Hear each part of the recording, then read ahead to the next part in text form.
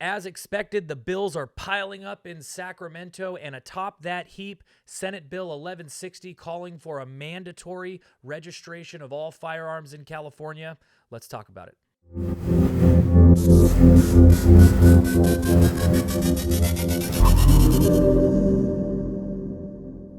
Hey everybody, welcome back to the channel today. That is right, we have a whole heap of bills that is piling up in Sacramento as we speak.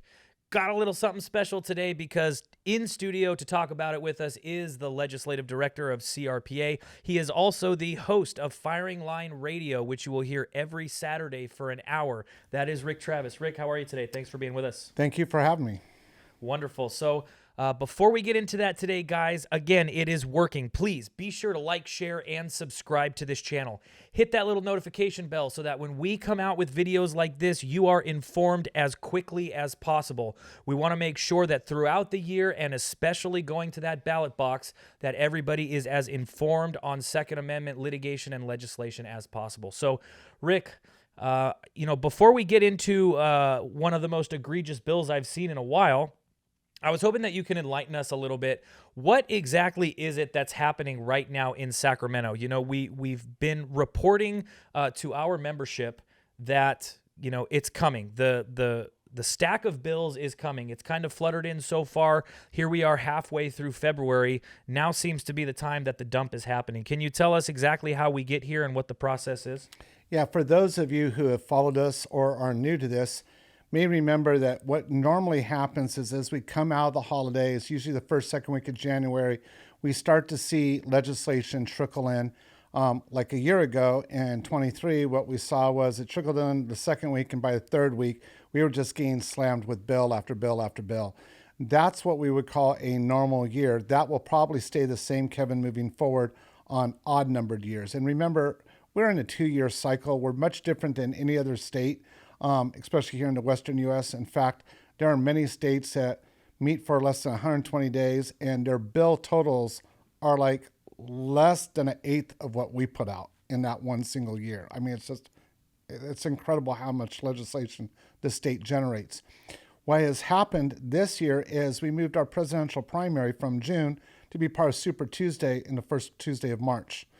That pushed everything back where all of a sudden you have literally all 80 assembly members running for office right now, and you have half the Senate, Kevin. So their staff is busy running an open campaign. So they found a creative little thing that they can do called wait till this week of February, because today, the 16th, is when they can have to the last moment to introduce any legislation. So they've been trickling it in, stacking up, and today we could see an excess of 600 to 800 bills just today on Friday drop. And the reason for that is they go to what's called the desk, and they can hold them at the desk where they do not go to any committee to be heard until March 8th. Why is March 8th important? Because it's after the Super Tuesday primary. So it allows them to control the narrative, to get the votes they want based on whatever they're introducing, whether it has the snowball's chance of making it across the line or not. And it also shortens the legislative period of time, because March 8th, we go back, and March 21st, we're on recess. So it's forcing this to be very quick, very fast, very dynamic before they have to get out and start to get ready to move to the other house. So this is going to be very, very trying. And this is going to be the new norm moving forward every even numbered year. So I guess I do remember you commenting that the dump would come as late as possible. And here we are basically at the deadline. I guess what I didn't necessarily put together, though, is the amount of time between now and that recess. So I guess what that makes me feel like, and tell me if you agree or not, but there needs, we plan obviously on putting forth a concerted effort against all of these anti-2A bills. Correct. We've got new tools that we can use with our membership to do that. But that makes those pushes, or at least the timing of those pushes, all the more important. Is that absolutely correct? I mean, if you think about this tactically, normally you and I and all the other fine people that work with us and our allies would have basically 25 to 30 days within the session to be able to fight these bills. We lost that because of election and all the games they're playing. So that literally gets shrunken down to about 9 days before they go into recess. Well, I guess, guys, as you're watching, this is one of the reasons you want to stay tuned to CRPA videos, CRPA emails, because the timing when it comes to advocating against or for legislation is going to be very important this year. And one bill, Rick, that I know is going to be very important to advocate against is Senate Bill 1160. What can you tell us about the origin and the introduction of this bill? Well, Kevin, you and I sat about a year ago talking about Senate Bill 2 and it coming out, and I said this was largely in response by Senator Anthony Portantino that's running out of the Pasadena area for Adam Schiff's position in Congress now. Anthony Portantino came out with that because it was the wham we lost in the Bruin case, which was back in New York. And so I'm going to tell you how much I hate the Supreme Court, how much I don't believe in the U.S. Constitution, and came out with Senate Bill 2 and ramrodded it through. This is a continuation of that because if you look at our recent victories in the courts, because of the Bruin decision, we keep winning. And now they're going for broke. So Portantino actually saw one of my colleagues, great friend and ally of this program, Sam Paredes, in a hallway and said, wait till you see the doozy I'm going to drop just before the deadline. And true to his word, he dropped it. And so this is, all the gloves are off, folks. There's no denying it. This is what we've seen in foreign countries. This isn't me fear-mongering, but this is mandatory gun registration.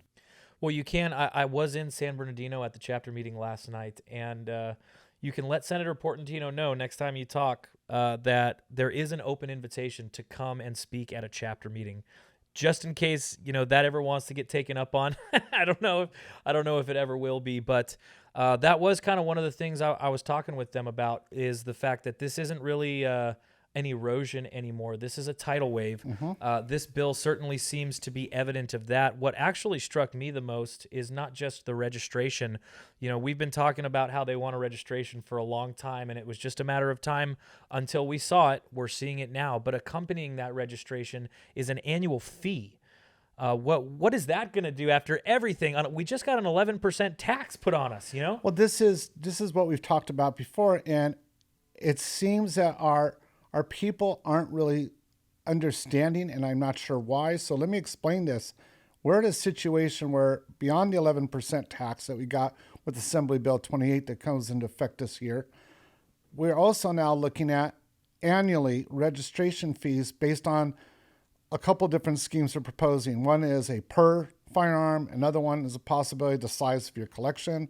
Obviously, the bigger the collection, the larger the tax is going to be because in conjunction with this, they haven't all dropped yet, like today's the last day for them to do it. But we've already been told by some of the people in the offices that there are literally several bills that are going to come out that will say that once your firearms are turned over to law enforcement, they have to be destroyed. They cannot be resold. They cannot be held. They cannot go to training. They can't go anywhere. They have to literally be shredded and melted down. Why that's important to this conversation is because, Kevin, there are no exemptions for antique firearms, no exemptions for firearms that never had to be registered before. We've been told for years, as long as you're in compliance, you don't have to register certain long guns. All that has to be registered under this proposed bill. And the deal is if you don't register it, they will be confiscated. We don't know how, but by law enforcement is what we're being told. But there's, law enforcement's like, we've never heard of this. But then anything taken by law enforcement has to be destroyed. So some of the language makes it sound like, well, and then if you take care of your taxes, you take care of your fees, you can have your firearm back. Well, wait, if the moment it's surrendered, it's destroyed, how's it coming back? So I guess the final question is, you kind of ask yourself, when is enough? How far is too far?